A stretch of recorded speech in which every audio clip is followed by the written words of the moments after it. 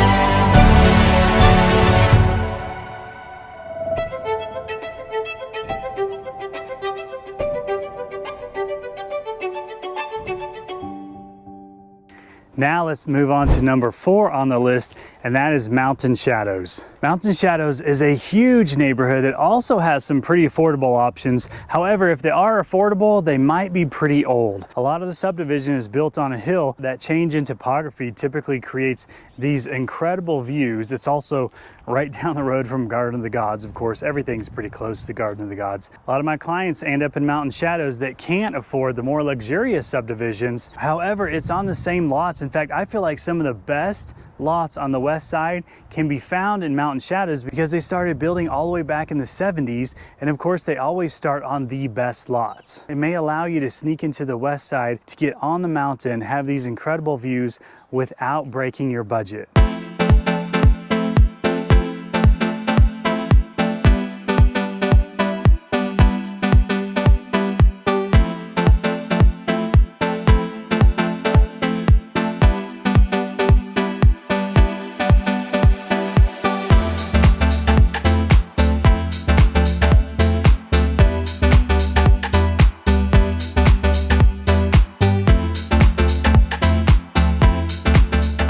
Let's jump over to number 3, and that is Peregrine. Peregrine is right next to Mountain Shadows, and it does have much more of a luxury feel, and it has much more of a luxury price tag. And I think I'm about to be struck by lightning.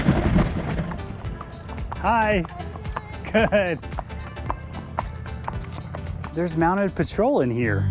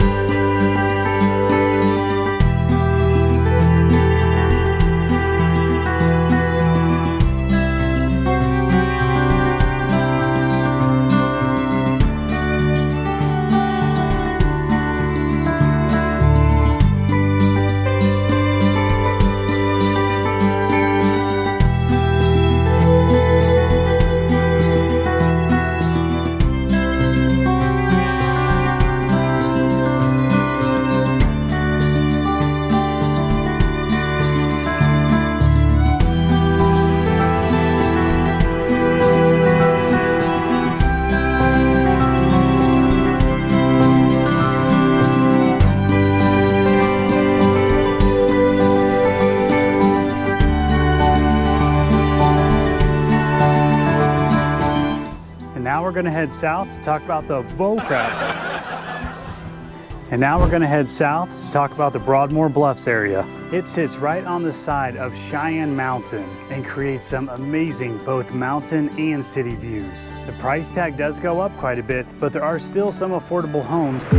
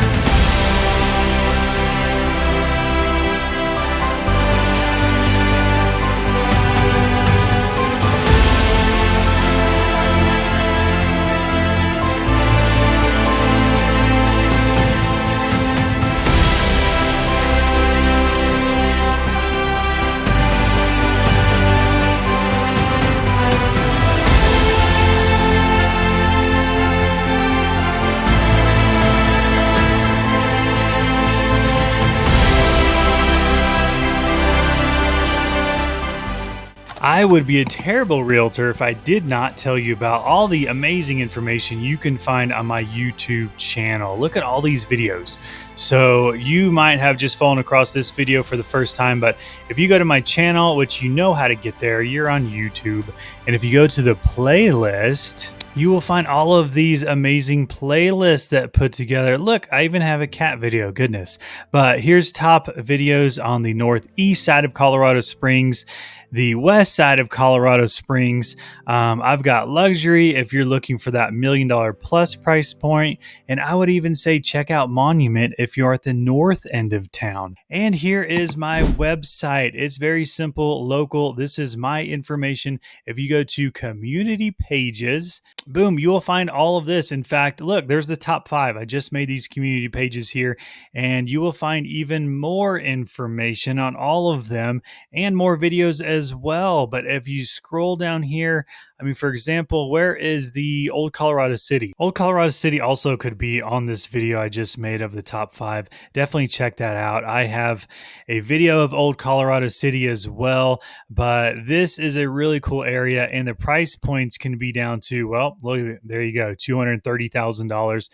And then at the bottom of it, boom, Old Colorado City video. So there is another resource that you are more than welcome to use. Okay, and now I'm getting rained on, so I may have to cut this a little bit short, but let's head over to number 1, and that is Kissing Camels. If you appreciate the work that I put in these videos, give me a thumbs up and feel free to leave a comment. I promise I do read all the comments and I will respond to them. Let's talk about Kissing Camels. It is a very, very luxurious, I'll call it a golf resort type subdivision that's behind some very secure gates. In fact, it's on a lot of my other videos like top gated community, top golf course community. But what a lot of people don't know about Kissing Camels is there are more affordable options to sneak into that neighborhood. They have some older patio homes that are very affordable. You are going to spend a little bit more in HOAs, but it is located right across the street from this. In fact, at the top of this mountain is the little Kissing Camel Red Rock Formation where Kissing Camels gets its name from. But check out these views of this amazing subdivision.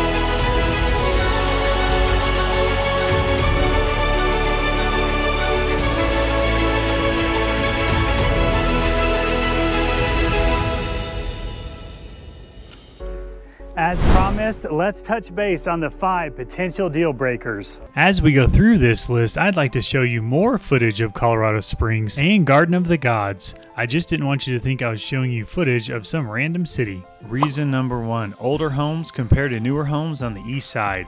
I know I mentioned this in the video already, but I'm okay mentioning again because it is such a big deal. This really is one of the biggest conversations that I often have with buyers. If you're shopping for a home with a $600,000 to $900,000 price range, you might be looking at homes built in the 80s or 90s that need updates. Meanwhile, the same budget on the east side of town often gets you a home around $5 5 to 15 years old with the modern layout and newer systems. So think through your HVAC, air conditioner, oven, roof, even fences around the property. All that stuff is going to be newer. Some buyers have decided they'd rather have new construction versus the west side scenery. Reason number 2, less sunlight in the winter time. Because the west side sits right up against the foothills, the sun drops behind the mountains much earlier. In December and January, it can feel like the sun's setting around 3:30 to 4 o'clock. Buyers who love long afternoons and sunshine sometimes choose the east side for brighter winter days. Just last year, I had a client move from Broadmoor Bluffs all the way over to Flying Horse, and this was one of the main reasons why, is this client had a house way up Broadmoor Bluffs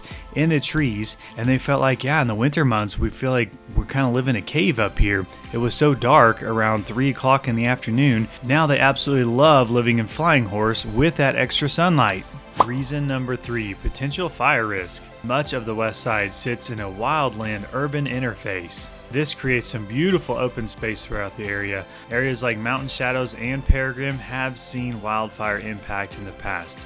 Some buyers are uncomfortable with this risk. Insurance can also be higher depending on the exact location and fuel density around any home. I always recommend contacting an insurance company before even placing an offer on a house just to see what your premiums might be, and you might be shocked to find out that your current insurance company won't even offer insurance on certain homes. I would also Google the Walden Canyon fire back in 2012. It burned over 18,000 acres and 346 homes were lost in the Mountain Shadows area, and that's actually why you'll see a lot of homes at the top of Mountain Shadows that were built in 2013 and 14, as they were most likely burnt down by that fire. Also, I had a client purchase a home a couple years ago on around 1 acre of land near Mountain Shadows, and the insurance company came out to their property and did a fuel density inspection, and luckily they were in good shape because they were ready for it. That is just something you'll have to expect. Reason number 4, steeper roads and more challenging winter driving conditions. The west side elevation changes are beautiful until you're driving on them in February. Many neighborhoods have steep, winding roads, and they can be tougher during snowstorms and these long freeze cycles. Buyers coming from the flatter states, mostly down south, sometimes prefer the driving conditions on the east side. I think it should be mandatory for Texans to have a caution light on top of their car every time they drive in a snowstorm, but hey, that's just me. And yes, I can say that because I am also a Texan transplant. Reason number 5, higher price per square foot. You pay a premium for the scenery, the terrain, the mountain, the mature trees, and the trail access. Even older homes can have a higher price per square foot just simply because of the location against the foothills. Some buyers choose the east side just because they can get so much more house and have larger closets, better layouts, bigger garages, that's a really big one, and just the modern layouts that we talked about. I'd like to add that we really just scratched the surface on each one of these subdivisions, and I do that because it's a good way to start out to see if these subdivisions interest you, or you might have seen enough information to eliminate the whole west side of Colorado Springs, which is also very valuable. But if you did like any of these subdivisions or all of them, I have more in-depth videos on each subdivision that you will find on my YouTube channel, and even easier in the description below. And on top of that, I have community pages on all 5 of these subdivisions, which have even more information, like links to the school district, to parks, and to the HOA information. Yes, I am at that iconic spot where this is where you see a lot of my thumbnails, a lot of my west side of Colorado Springs. Boom, check out that view. Thanks so much for checking out this video. I know that was a lot of information, and I can never get all of the information on these videos. So if you have questions about the west side of Colorado Springs, please feel free to reach out. I love to get those phone calls. This is Casey Fortune at Fortune Realty. Thank you so much for watching.